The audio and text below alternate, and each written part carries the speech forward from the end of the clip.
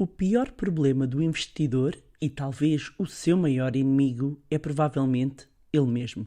As palavras são de Benjamin Graham, economista norte-americano considerado o pai do investimento em valor, que é basicamente a estratégia adotada e seguida pelo multimilionário e maior investidor de sempre, Warren Buffett. Mas o que será que ele queria dizer com isto? Neste episódio vou explicar quais as armadilhas comportamentais que podem levar os investidores a tomarem más decisões e como as podem evitar. O meu nome é Bárbara Barroso, sou especialista em educação financeira e finanças pessoais e sejam bem-vindos ao Money Bar. Money! Here comes the money. Here we go. Money talk. Here comes the money. Money, money, Dollar, dollar. Dollar, dollar.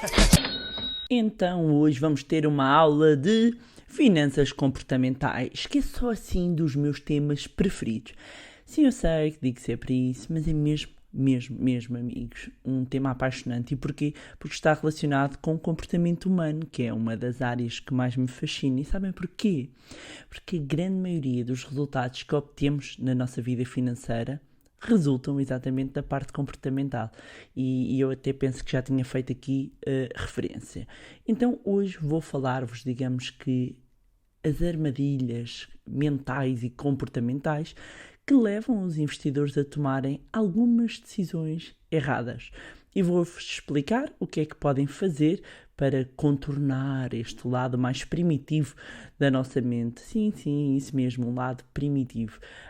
Mas para isso temos que compreender duas coisas. Primeiro, e são assim duas palavrões, um deles é heurísticas e outros que são vieses. Então, as heurísticas, o que é que são? Não são mais do que atalhos mentais e que nos facilitam a tomada de decisão. É como se fossem, digamos que, estratégias, atalhos, não é? Como eu estava a dizer, que simplificam a percepção e a avaliação que nós fazemos das informações e que nos levam, então, à tomada de uma determinada decisão. É importante perceber que, de forma isolada, as heurísticas não representam nada de mal.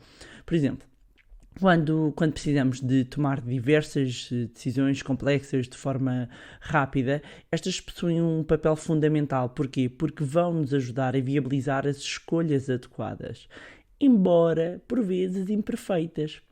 Ou seja, as heurísticas acabam por simplificar, estes atalhos simplificam muito a nossa tarefa de tomar decisões, são automatismos. Mas claro, meus amigos, que nem tudo é um mundo cor-de-rosa quando falamos de mente humana. Muito pelo contrário. E estas heurísticas podem induzir-nos a erros de percepção, a erros de avaliação e a julgamentos que nos escapam, inclusivamente em termos de racionalidade. E aqui começamos a entrar naquilo que se designa como vieses. E, para perceber, existem essencialmente dois tipos de vieses. Os emocionais, que têm uma tendência para agir com base em sentimentos, como o nome indica, não é?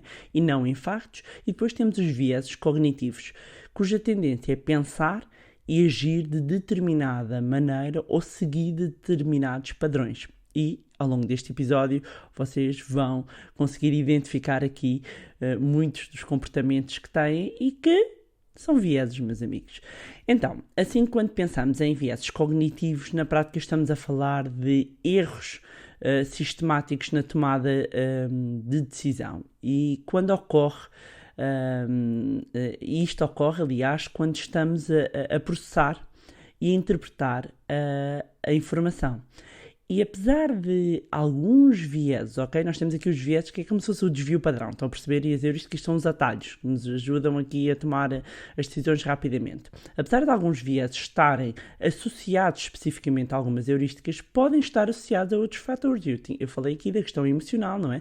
Pressões sociais, motivações individuais, limitações na habilidade mental de processar a informação. Ou seja, estes erros, digamos, não é? Os vieses são frutos de uma resposta incompleta, que não permitem que a decisão seja tomada de forma ótima e racional, ok? E para quem investe é importante compreender o que são, como se manifestam, até para quê? Para compreender melhor mesmo o funcionamento do nosso cérebro. E porquê? Porque podemos estar a tomar decisões de investimento erradas exatamente por causa destes vieses. Então, entre os vieses e as heurísticas, eu vou destacar aqui 10 e chamar-lhes então as armadilhas comportamentais dos investidores. Estão prontos para conhecer? Então, número 1.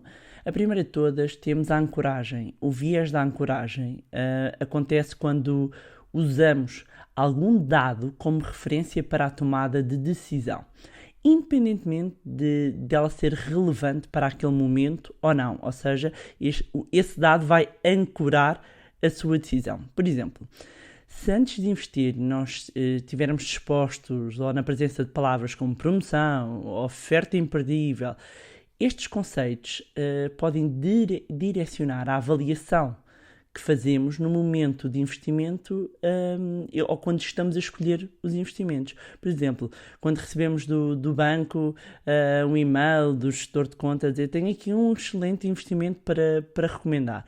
O objetivo é exatamente que perceba que a recomendação é excelente antes de analisar o investimento, ok?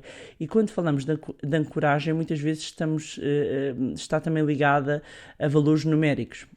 Como tal, quando nos apresenta uma determinada rentabilidade, às tantas nem sequer fazemos a comparação com as taxas de juros, com a inflação, vamos ancorar a nossa decisão em a informação e referência da qual estivemos presente recentemente. E para evitar, ou seja, aqui dicas para evitar este viés de ancoragem do ponto de vista do investidor formas que nós temos de evitar: prestar especial atenção aos valores tomados como referência e verificar se têm fundamento sólido ou se são arbitrários, ok? Ou se são estratégias que estão simplesmente a ser utilizados como âncoras.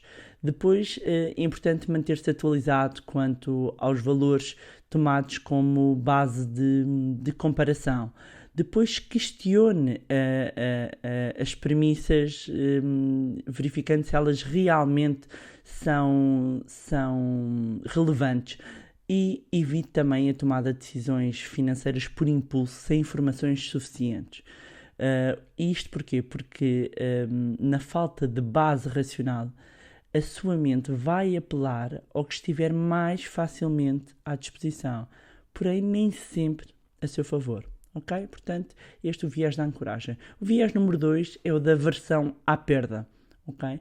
E é um viés que nos faz atribuir maior importância às perdas do que aos ganhos e acaba por nos induzir frequentemente a correr mais riscos no intuito de tentar reparar eventuais prejuízos. Alguns estudos sugerem que isso dá-se porque, do ponto de vista psicológico, a dor da perda é sentida com mais intensidade do que o prazer do ganho, e é esta assimetria na forma como perdas e ganhos são sentidos que nos levam também ao medo de desperdiçar boas oportunidades de investimento e que nos deixam mais expostos a possíveis armadilhas disfarçadas de oportunidades imperdíveis, ok? E a aversão à perda pode fazer com que o investidor insista em investimentos sem perspectiva futura de que haja uma melhoria, ou seja, pelo medo da dor de realizar prejuízo, seja pela recusa em admitir eventuais erros na escolha da aplicação. Outro efeito potencialmente prejudicial deste viés é termos que liquidar precipitadamente posições, ou seja, vender. Temos uma determinada ação que até está a ser lucrativa e o receio de perder leva-nos a realizar essa venda, ok? E dicas então para, digamos, evitarmos este viés de aversão à perda. Primeiro, procurar se a informação que está a avaliar até que ponto o seu comportamento financeiro tem origem numa escolha racional ou se está orientado aqui pelo medo de perder, ok? Reavaliar periodicamente o portfólio. Depois, evitar estar sempre a olhar para as cotações de forma excessiva, sobretudo se estiver a investir numa ótica de longo prazo. Porquê? Porque isto aumenta o grau de ansiedade, pode gerar uma falsa necessidade de tomada de decisões, ok? Depois estabelecer aqui uma estratégia de investimento e manter-se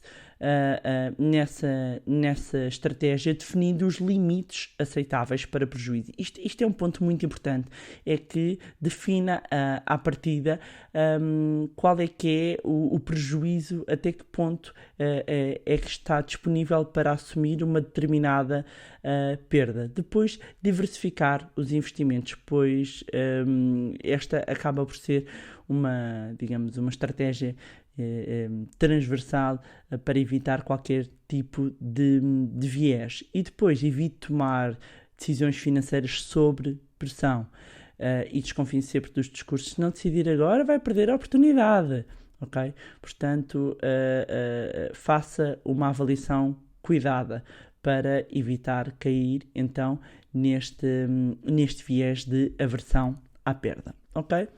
Depois temos o terceiro, que é a falácia do jogador, também conhecida como a falácia de Monte Carlo, e é um viés que se origina de uma falha em compreender a noção de independência estatística e que nos faz calcular a probabilidade de um acontecimento com base na quantidade de vezes que ele já ocorreu.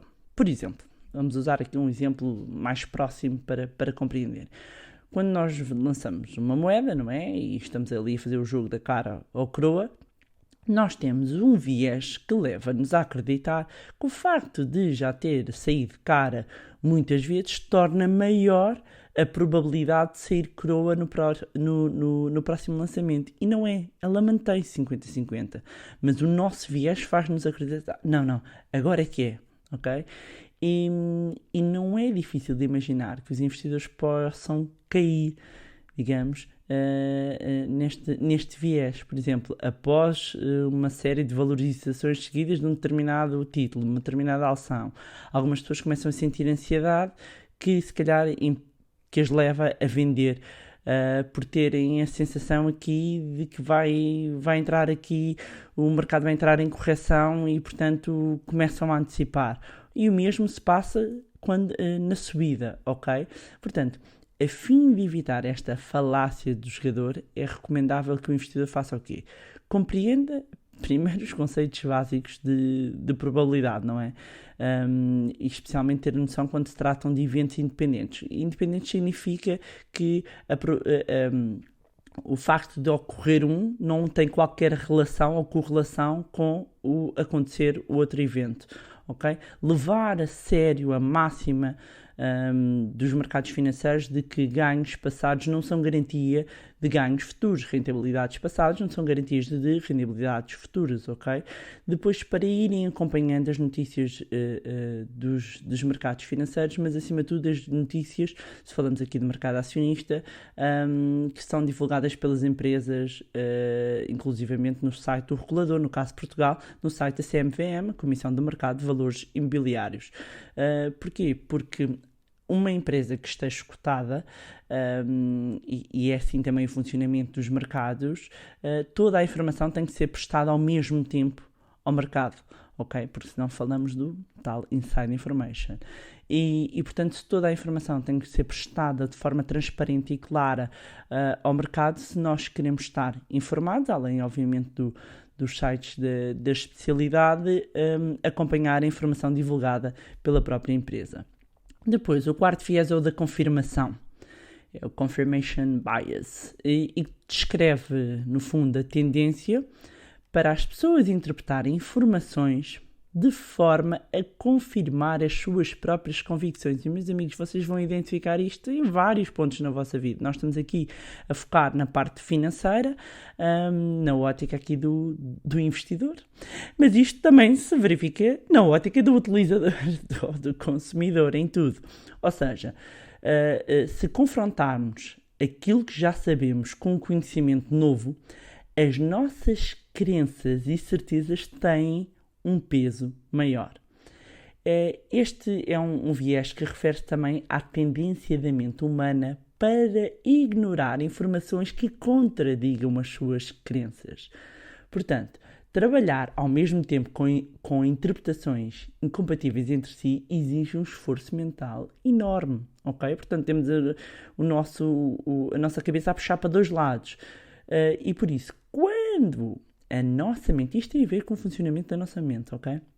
Quando a nossa mente se depara com informações contraditórias, tende a rejeitar uma das alternativas sem que sequer tenhamos consciência disso. E porquê? Porque ela vai tentar suprimir a ambiguidade. Por exemplo, e pegando aqui no exemplo, virado obviamente para o ponto de vista económico e de investimento. Se eu acredito que a economia vai melhorar nos próximos meses, provavelmente vou dar mais atenção às notícias que vão corroborar esta ideia do que outras sejam neutras, ok? Ou que tragam um contraponto. Vocês conseguem perceber isto? Alô, mulheres, quando estão grávidas, ou quem esteve grávidas, de repente parece que o mundo está cheio de grávidas, ok? Portanto, isto tem a ver com o nosso viés de confirmação. Quando nós, de repente, estamos a ver um carro, e estamos a começar a ver um carro e queremos comprar um carro, de repente nós começamos a ver o carro em todo lado, ok? Porquê? Porque o nosso foco, a nossa atenção, vai estar mais virado para aí, ok? O resultado é uma análise. Quando nós falamos do ponto de vista, voltando aqui aos investimentos, quando nós temos este viés, o resultado de uma análise vai ser completamente parcial, ok? E que nos pode levar, inclusivamente, a fazer escolhas erradas sobre onde investir o dinheiro. Porque nós temos uma tendência para validar aquilo que já acreditamos. E vamos à procura, ok? De tudo à nossa volta, este estado de alerta para confirmar isso. Portanto, dicas para evitar este viés. É tentar perceber as situações em que está sujeito a este viés e avaliar de que forma é que a mente está a dar preferência a ideias que já confirmam as suas, ok? Depois, pesquisar bastante, pois saber pouco faz com que a nossa mente tente preencher as lacunas de informação com dados que não necessariamente refletem a realidade, e a tomar decisões sem dispor dos elementos suficientes para tanto. Ou seja, meus amigos, literacia financeira. Depois é importante confirmar, além de confirmar a informação, comparar informação de diferentes fontes. Ok? Portanto, muita atenção aqui às fake news e aos sites duvidosos. Procurem discutir ideias também com pessoas que tenham posições diferentes e saibam os motivos que as levam a ter esse tipo de posição. E depois, como é óbvio, recorrer a uma pessoa de confiança na hora de tomar decisões financeiras importantes. Mas atenção, aqui não é para tomar a decisão por si, mas para trocarem informações. Autorresponsabilização. E de ouvir o episódio 19 da reprogramação financeira deste magnífico podcast, ok? E mesmo para quem já ouviu, depois deste não perde nada, pelo contrário, reforça. É o que eu vos costumo dizer, tudo se liga e vocês percebem que há aqui um fio condutor. Quinto viés é conhecido como o da lacunas da empatia. E, aliás, lacunas de empatia quente-frio, é Hot Cold Empathy Gaps. E diz respeito ao facto da nossa capacidade de interpretar os acontecimentos é profundamente dependente do nosso estado emocional. Explicando de uma forma mais terra a terra. Quando nós estamos num determinado estado, temos muita dificuldade em colocar-nos num estado diferente, ok? Incluindo nós próprios. Portanto, quando nós estamos alegres, não nos conseguimos, parece que lembrar de quando estamos tristes, nem sentir a tristeza de outras pessoas.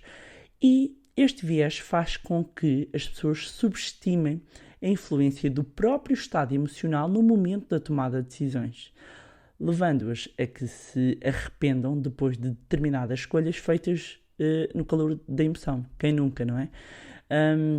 E aqui, tanto que a expressão quente-frio são relativa às intensidades das emoções, estando o estado quente, não é? Quando é mais intenso do que o estado frio. E uma vez em estado frio, ou seja, sem a presença de fortes emoções, nós vamos imaginar que decidimos estabelecer como limite de perda 10%, ok? 10% é aceitável para a oscilação do investimento. Quando entramos em estado quente, algo que nos afeta emocionalmente pode nos fazer entrar em pânico e de repente nós vendemos e liquidarmos a posição, liquidar aqui é no sentido de vender, desfazer-me da posição do investimento, diante até de uma perda inferior. Porquê? Porque o meu estado emocional está mais quente e de repente faz-me mudar inclusivamente a estratégia. Então, a fim de evitar este viés, esta lacuna de empatia, o que é aconselhável ao investidor? Programar as operações para uma forma automática. Ou seja, não só, e eu já falei disto no episódio 3, da automatização da poupança, e agora vão compreender melhor, portanto, automatizar o processo, e quando nós falamos, inclusivamente na bolsa, por ordens tipo stop gain e stop losses, que é quando nós pomos um limite nos ganhos e um limite nas perdas, a fim de garantir que nós mantemos a nossa operação e mantemos aqui a nossa posição de acordo com critérios pré-estabelecidos. Para quê? Para não ficarmos aqui à mercê das nossas emoções. Depois, outra forma de evitar é fixar uma periodicidade mínima para acompanhamento do investimento. Ou seja, se eu sou um investidor de longo prazo, meus amigos, sentar todos os dias e estar a olhar todos os dias para a bolsa e ver aquilo a subir e a descer, aquilo pode ser impróprio para cardíacos, não é? Lá está, porque se nós tivermos aqui um viés, todos nós temos. Este é aqui um parênteses. Isto tem a ver com o comportamento humano, amigos. Isto está estudado. Isto já deu prémios Nobel, ok? Portanto, isto está estudado. Tem a ver com a forma como nós, humanos, funcionamos. E o que eu estou aqui a fazer é trazer estes vieses, estas bias comportamentais que nós temos para o mundo dos investimentos. E isto também está estudado do ponto de vista de finanças comportamentais. Como é que nós reagimos perante determinadas situações. E todos nós temos estes vieses, ok? Uns mais acentuados, outros menos acentuados, mas todos nós temos. Depois, pode evitar, ainda dentro deste viés, pode evitar decisões financeiras em momentos de crise, tomar decisões financeiras em momentos de crise ou de forte impacto emocional, no sentido de proteger, de se proteger, no fundo, de eventuais efeitos nocivos, não é? Que possa verificar nos seus investimentos. Depois, sexto viés, autoconfiança excessiva, overconfidence. E este é um viés que leva as pessoas a confiar excessivamente nos seus próprios conhecimentos e opiniões. Okay? Além de superestimar a sua contribuição pessoal para a tomada de decisões. É quando nós achamos que sabemos tudo, não é? E não sabemos. Portanto, tendemos a acreditar que estamos sempre certos, que as nossas escolhas são as melhores, e este viés ainda deriva de outros motivos, que é de acreditarmos que a informação que temos em nosso poder é suficiente para a tomada de decisões. E que, obviamente, temos aqui uma habilidade para controlar os eventos e riscos, sentimos que possuímos esta capacidade de análise quase acima da média dos outros agentes do mercado. E se nós pensarmos bem, o viés da autoconfiança excessiva acaba por ter uma estreita relação com outro viés, que é o viés da confirmação, em que lá está, como eu já expliquei, segundo o qual a pessoa dá mais valor àquilo que vai confirmar as suas próprias ideias do que aquilo que as contraria, não é? Portanto, a confiança que uma pessoa deposita nas suas próprias crenças depende mais da narrativa que nós próprios conseguimos construir do que os dados disponíveis, ok? E quando o investidor tem sucesso com os seus investimentos, ele corre o risco de acreditar em demasia na sua própria capacidade e subestimando até o papel do acaso, não é? Do facto do mercado estar em alta, ou de outros fatores que podem ser decisivos para os seus resultados. E como é que dicas para evitar aqui esta manifestação da autoconfiança excessiva? Primeiro, preocupar-se na confiabilidade das fontes e na qualidade da informação, questionando-nos nós mesmos, das nossas próprias competências, ficar também atento aos custos de transação e calculando o impacto que tem nos nossos investimentos e diversificar, cá está, uma vez mais, não colocar todos os ovos no mesmo cesto para não assumirmos riscos desnecessários.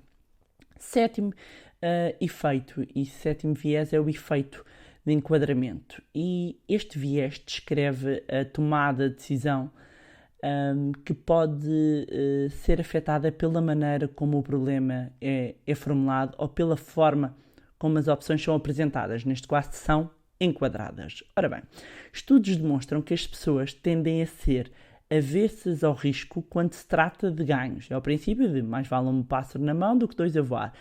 E são propensas a correr riscos a fim de evitar ou compensar perdas, ou seja, fazer o preço médio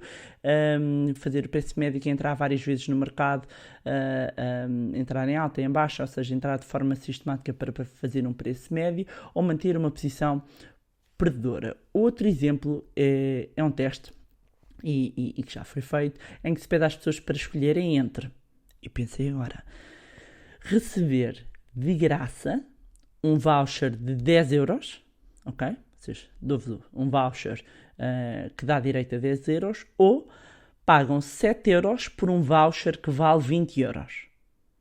Primeiro caso, hipótese A, um voucher, eu dou-vos um voucher de 10 euros, no outro vocês pagam 7 euros por um voucher que vale 20. E a maioria costuma optar pela alternativa gratuita, ou seja, a primeira, que é menos benéfica financeiramente. Estamos a avaliar financeiramente. Isso dá-se, porquê? E aqui vem mais uma relação devido ao viés da aversão à perda, em que a diferença de valor subjetivo que existe entre ganhos e perdas, ou seja, a perda é sentida com muito mais intensidade do que o ganho, ok? E a maneira como a escolha é apresentada, ou seja, o seu enquadramento, vai explorar também este outro viés, influenciando a tomada de decisão. Ou seja, é possível que uma pessoa seja induzida a escolher uma opção menos vantajosa financeiramente a fim de fugir do risco se as alternativas forem enquadradas em termos de ganhos. Okay? Ou seja, de repente, se eu faço um enquadramento de ganhos, como a aversão à perda é maior do que o prazer pelo ganho, eu posso tomar decisões que não sejam favoráveis para mim, tendo em conta estes vieses. Então, como é que eu faço para evitar este efeito de enquadramento?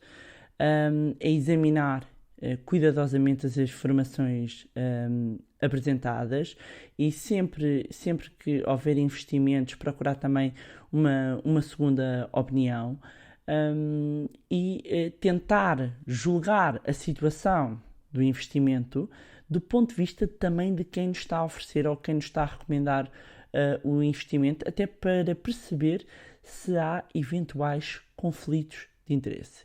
E depois também procurar ter uma visão global do investimento, avaliando não só a rentabilidade, mas os custos, os riscos envolvidos, as taxas de custódia, corretagem, impostos, penalizações por resgate antecipado, etc.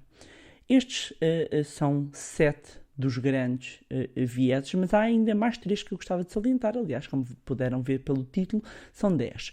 Um é o viés da disponibilidade.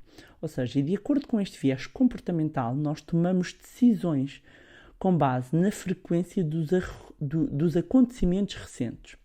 Ou seja, utilizamos a informação que está mais facilmente disponível agora. Por exemplo, achamos que o preço de uma ação vai cair porque ele se comportou dessa maneira nos últimos 3 dias. Ok? Depois, outro viés que é muito frequente acontecer, e sobretudo quando falamos em investimento em mercados financeiros, que é o efeito manada. E é um efeito que é evidente quando as pessoas fazem o que os outros estão a fazer, em vez de usarem as suas próprias informações, análise, conclusões, decisões independentes. E nós vemos muito isto. Vemos nos mercados financeiros grandes movimentos de compra e de venda baseados em especulações ancoradas em comportamentos de grandes investidores ou fundos. E há um princípio também nos mercados financeiros, que é quando toda a gente já está a falar, quando de repente a recomendação já chega ao táxi, é sinal de fugir e de vender, não é? Porque quase sempre o efeito manada é, de repente, uma coisa começa a dar, um investimento começa a dar e vai tudo atrás, porque a pessoa sente que, eu estou a perder aqui a oportunidade. Portanto, vai aqui no efeito manada. Depois temos, por fim, o viés do otimismo. Nós temos uma tendência a acreditar que está menos em risco de sofrer um efeito, que estamos menos em risco de sofrer um efeito negativo em comparação aos outros. A gente nunca acha que nos acontece a nós. Isso é aos outros, ok? E nós verificamos isto em muitas áreas da nossa vida financeira. E se pensar, inclusivamente, no episódio em que eu falei do planeamento financeiro, das 6 áreas da vida, acontece-nos muito isto e leva-nos, inclusivamente, a uma má gestão do risco. Todas estas armadilhas são de extrema importância nós termos atenção. Porquê? Porque podem prejudicar os investimentos. E como eu costumo dizer, informação é poder. E se a maioria dos resultados advém da parte comportamental e se a parte comportamental advém da forma como pensamos, voltamos aqui à recomendação de ouvir o episódio 19 da reprogramação financeira. E vocês percebem que tudo faz ainda mais sentido. De certa forma, quando nós sabemos quais é que são estas armadilhas, conseguimos detectar e sistematizar estes vieses, conseguimos proteger-nos e reduzir o risco. Por isso é essencial sabermos lidar com estes nossos desvios. E pronto, era isto que eu tinha para vos trazer hoje. É um daqueles assuntos que abana aqui a nossa estrutura e é necessário para construirmos uma base sólida em termos de conhecimento rumo à nossa liberdade financeira. Aproveitar para relembrar que a Masterclass de Finanças Pessoais está quase aí. É uma formação intensiva para quem quer começar já a elevar a sua vida financeira para um novo patamar. Eu vou deixar aqui na descrição um link direto, mas qualquer coisa podem sempre ir ao site www.moneyLab.pt ou ao meu blog www.barbarabarroso.pt. Mais uma vez deixar um obrigado a quem tem enviado as mensagens de feedback e de apoio. Muito obrigado. Aproveitar e reforçar para quem ainda não tinha ouvido e pedir que todas as dúvidas agora sejam canalizadas para o e-mail info@barbarabarroso.pt, porque vamos usar essas dúvidas para o consultório financeiro. Ou seja, podem colocar no e-mail o título consultório, o tema, por exemplo, consultório-investimentos, colocam no corpo do e-mail a vossa dúvida. Todas as semanas serão escolhidas 2 ou 3 perguntas, conforme a complexidade, para responder a essas dúvidas, onde? No meu Instagram. Para quem ainda não segue, Barbara__Barroso, e será respondido mais concretamente no IGTV. Pedia mesmo, e estou a reforçar, para centrarem aqui as dúvidas. E volto a dizer então o e-mail info@barbarabarroso.pt. É que torna-se muito complicado, são muitas solicitações e estando tudo espalhado, depois é mais difícil para mim de responder. Mais uma vez, não se esqueçam de subscrever o podcast, deixarem uma avaliação lá também no iTunes, para mais pessoas terem acesso a conteúdos de literacia financeira. E se gostaram do conteúdo e acham que vai ser útil a outras pessoas, sejam familiares ou amigos, partilhem. Quanto a nós, encontramos-nos no próximo Money Bar. Money! Here comes the money. Here we go. Money talk. Here comes the money. Money.